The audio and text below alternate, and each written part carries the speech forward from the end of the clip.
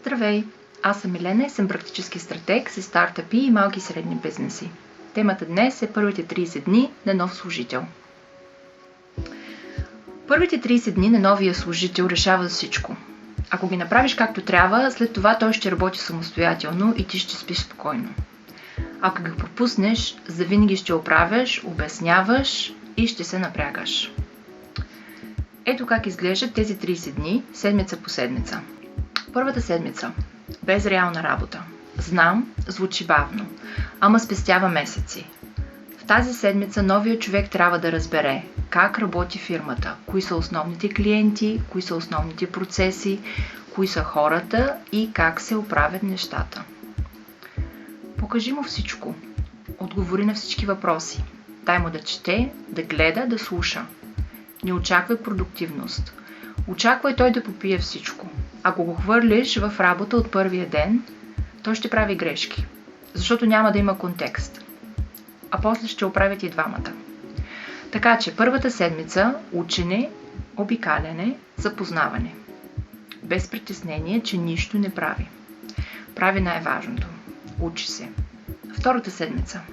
Малки задачки с контрол. Не му давай най-трудното. Дай му нещо, което може да завърши за час-два. И след като го завърши, провери. Кажи му какво е добро, какво може по-добре.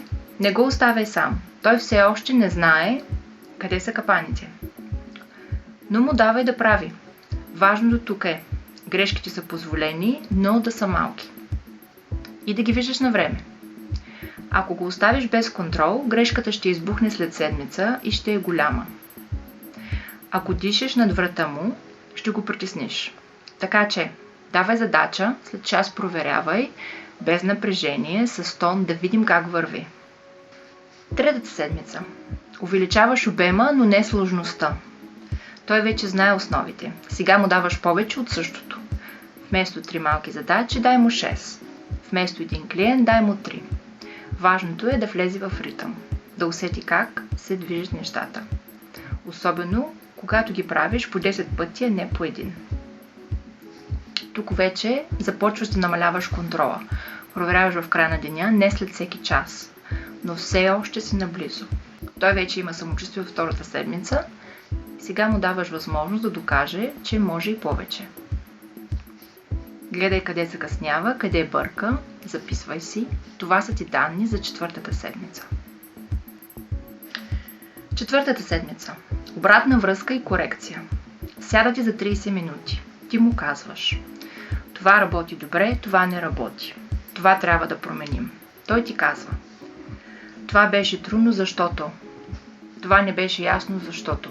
И слушай го и не приемай нищо лично. Обратната връзка от новия човек са факти. След този разговор, двамата знаете какво да очаквате един от друг. И от 5-я месец той вече работи самостоятелно. Разбира се, ще има грешки. И след това, но те вече няма да са от липса на яснота. От човешката природа. И това се оправи лесно, с един разговор. Не с месеци напрежение. 30 дни. Първата седмица контекст. Втората седмица малки задачи с контрол. Третата седмица увеличаваш обема. Четвъртата седмица и най-важната – обратна връзка и корекция. И план, който може да приложиш от утре. Ако искаш да го настроим за твоята фирма, линк в описанието.